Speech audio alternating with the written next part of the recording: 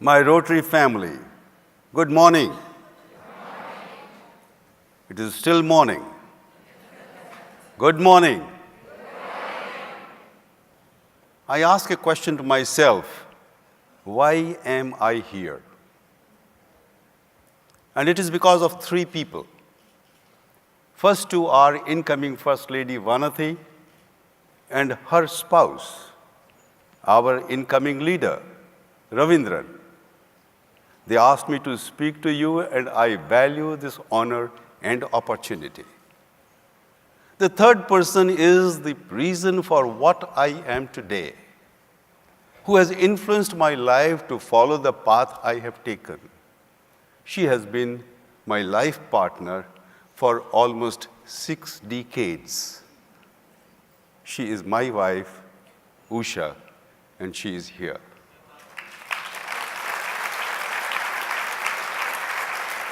Will you please stand up?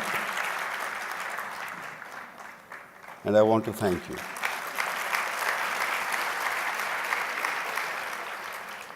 My friends, normally she would have helped me in preparing my major speeches, as she normally would do, and even vet them.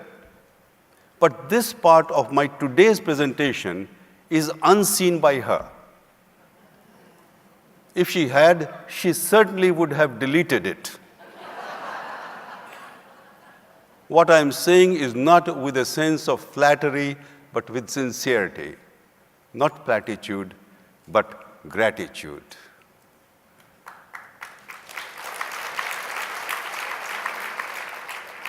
It is through my own life experience I can convey to you the tremendous influence you have on your spouse, if you already do not know that.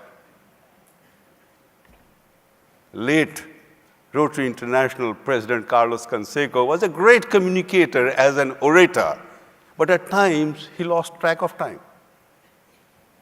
And once he was speaking from the head table, and after quite a while, his wife, Maria Aurora, who was sitting next to him, started pulling his jacket. President Carlos turned to her and loudly said, "Why are you pulling my jacket?" And she replied, "To request you to shut up and sit down." She spoke in Mexican language, but we could make out what was happening. She was polite and she was right.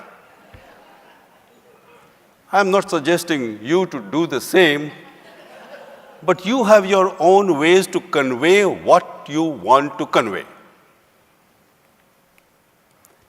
When Usha came in my life, she had her own interests and dreams that she wanted to pursue, like music, art, studies, and others. She sidelined many of them to join me on my Rotary path. I was in business having aspirations, but she expanded my mind and helped me to see a wondrous, amazing world beyond materialistic pursuits to what would truly add value to life. I agree that genuinely at heart, we all have the best intention to guide the life of one who is close to us. But we have to accept the right of individuals, even as a spouse, to live one's life according to one's personal inclinations and philosophy. And yet, two lives, two partners come together just as you are doing here, and just as you have been doing, to be a team, to do good together in the society. Decades back, when voluntary blood donation in India was still in a pioneering stage, Usha became deeply involved in this movement. She was a regular blood donor herself and asked me to also become one. I was mortally afraid of a needle, and seeing blood, I would faint. And it is true. It was a definite no from me. But Usha would not budge. How could she motivate others when her own husband was such a coward? She threatened that if I would not donate blood, she would quit the movement forever. Finally, gathering courage, I went to donate blood, all along saying my prayers.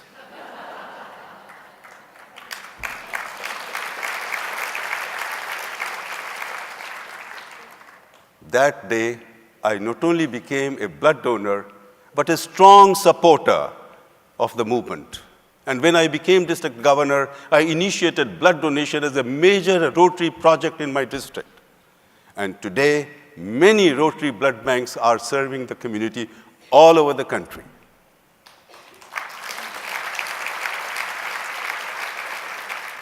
Usha won the day I became a blood donor, and I am happy she won. About 17 years ago, Usha and I decided to get involved in hands-on service beyond our borders. We launched the first India-Africa medical mission under a Rotary banner. Our group of Rotarian surgeons and non-medical volunteers, including Usha and me, were all set. Excited with the prospects of sharing this adventure in service with the Rotarians and doctors of Uganda. Suddenly, all our hopes were dashed with the news of bomb blasts in Tanzania and Kenya, and Uganda being reported as the next target. Usha cried with disappointment. All our friends and well-wishers discouraged us. Don't go, don't take risk.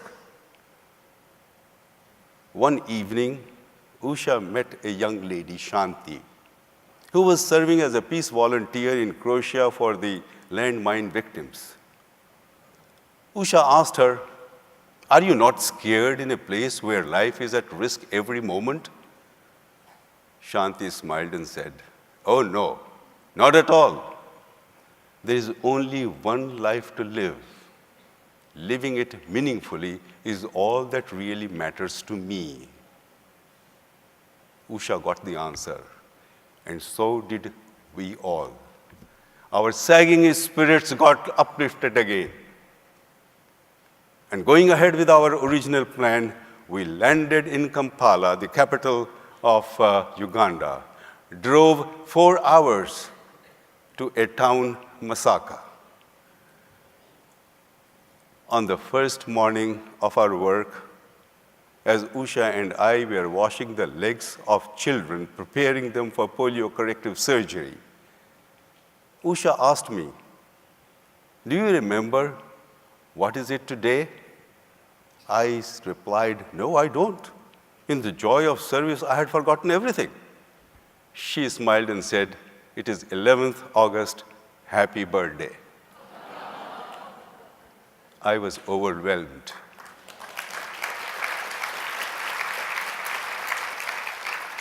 Yes, my friends, what could be a better way to celebrate one's birthday?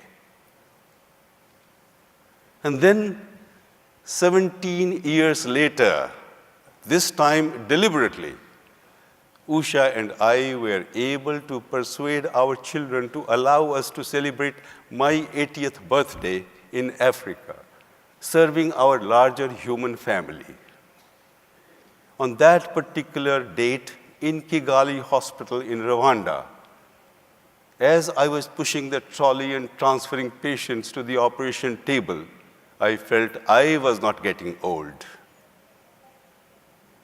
My friends, you have just witnessed the unique presentation on WASH, Sesame Street, the National Geographic, giving ideas of project opportunities that are available anywhere, everywhere.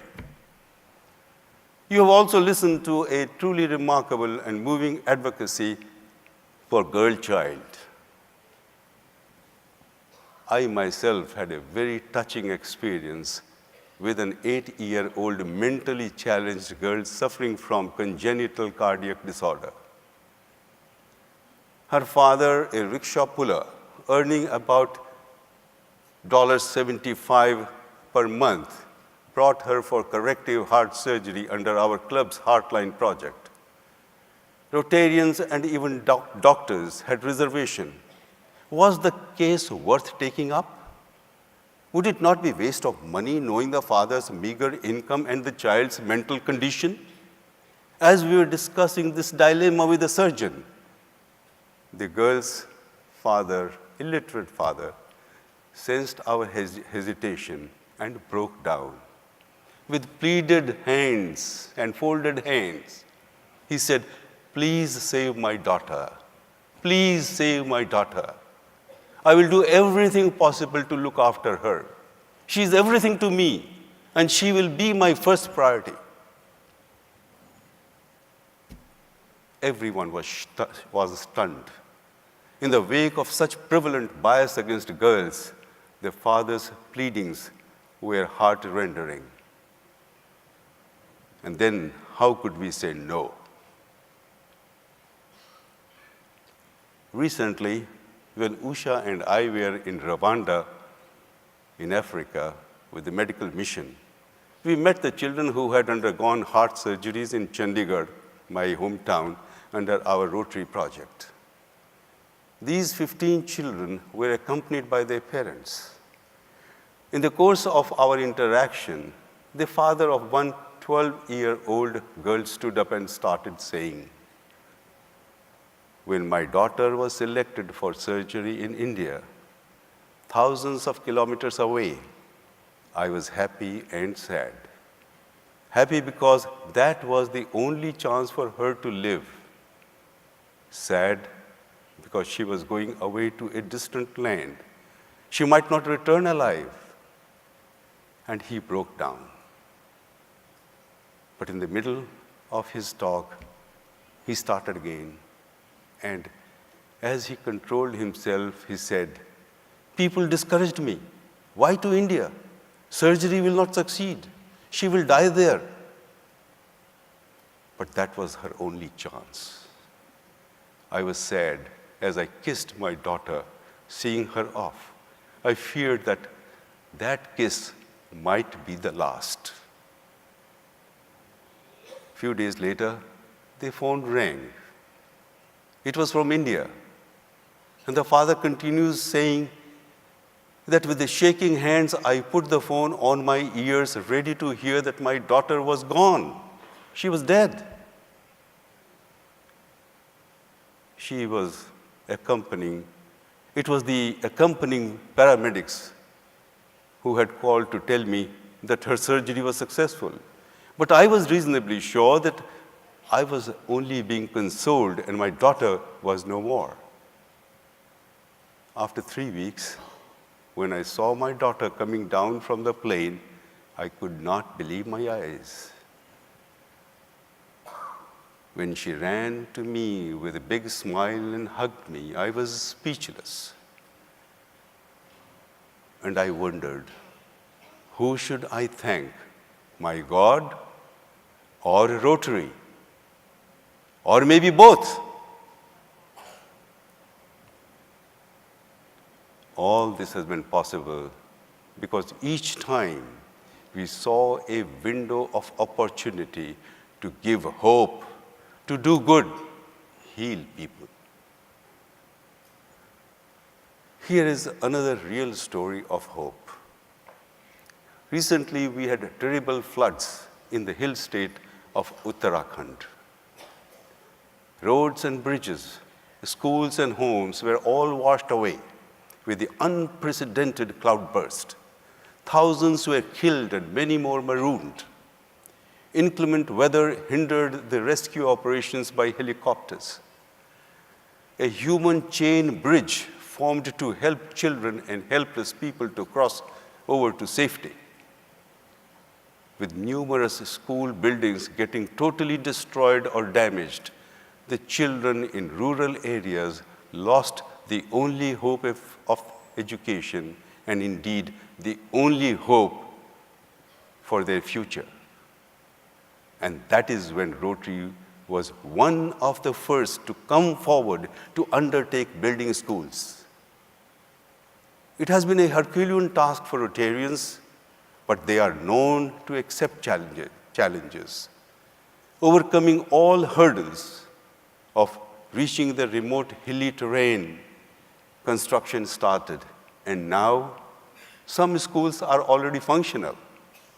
Each primary school has 2 or 3 classrooms, toilets, drinking water facility, kitchen, and all much better than before.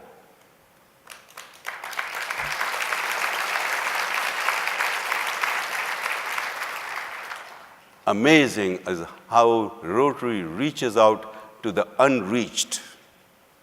But even more amazing is how the spouses of Rotarians rise to the occasion.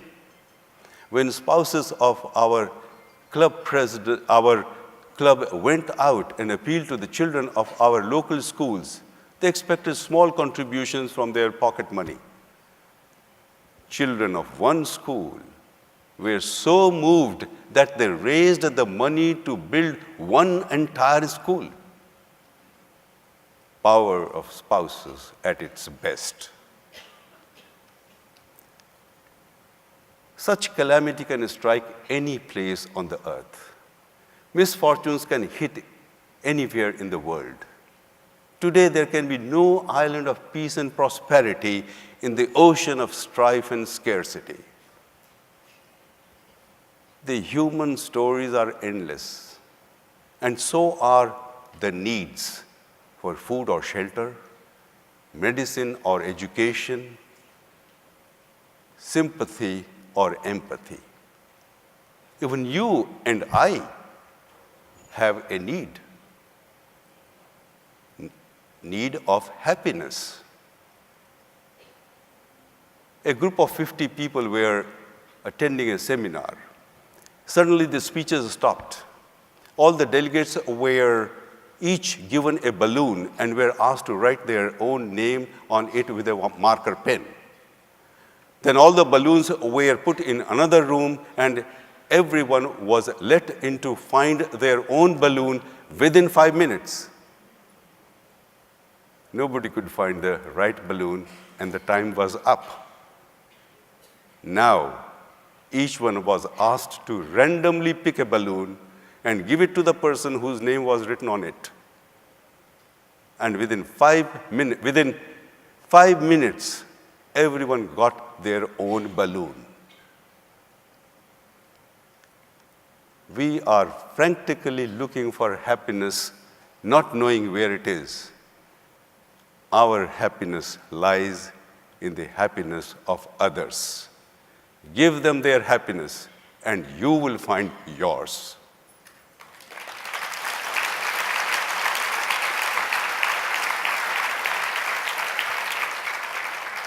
My friends, living life is ordinary. Sharing life is extraordinary. Being energetic is ordinary. Energizing others is extraordinary. Having good intentions is ordinary. But converting them into deeds is extraordinary. And you, each one of you, are extraordinary.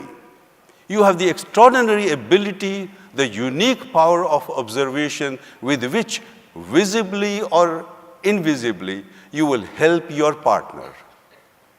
You know your spouse is the leader, and she or he knows you are the backbone. You will walk with your partner on the right path, never ever compromising on the ethical values. You are extraordinary because you can look beyond yourself. You will see the opportunities of service in your backyard or neighborhood, across town or country. During your past association with Rotary, and particularly now here in San Diego during the last 3 days, you have learned much about the functioning of Rotary. You have also been told of your role next year.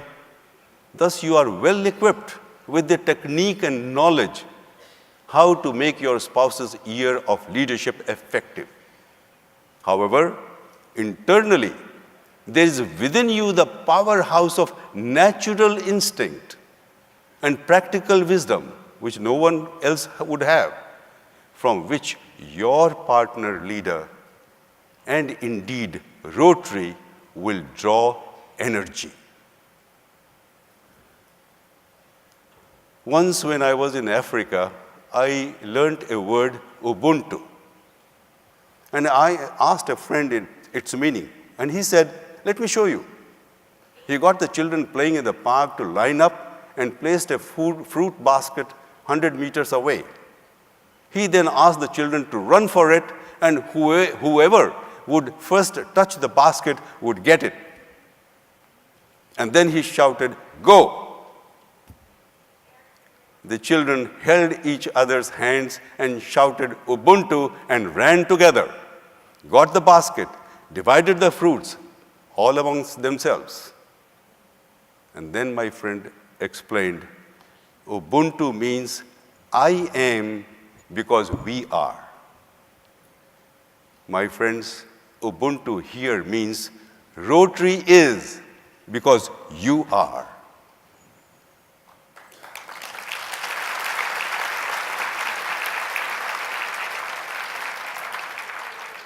Shel Silverstein, author of children's books, wrote an amusing yet meaningful piece, Zebra Questions.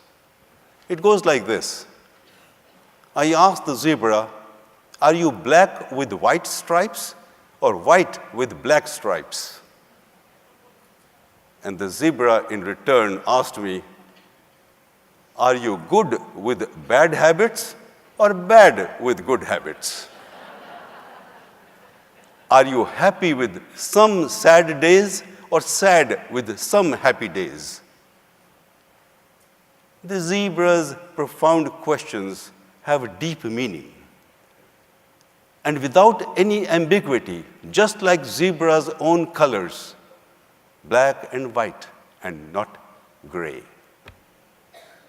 Like zebra's questions, there are questions in our own pursuit of life.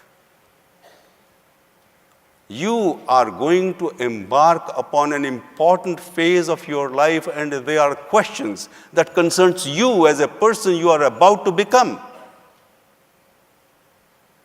How can you be more involved, more fulfilled, more daring, generous, and more dedication? What little push you can give to change someone's life? Will your self-motivation be strong, intense, and charged enough to enable to step over the threshold of something bigger and greater, greater than you can ever imagine? And you will get the answers from your inner voice, my friends. And if you hear the resounding yes, if that stirs you up, then every moment of your life will be a celebration of life. I can assure you it will be a celebration of your life. And you will add value to yourself and be ready to be a gift to the world.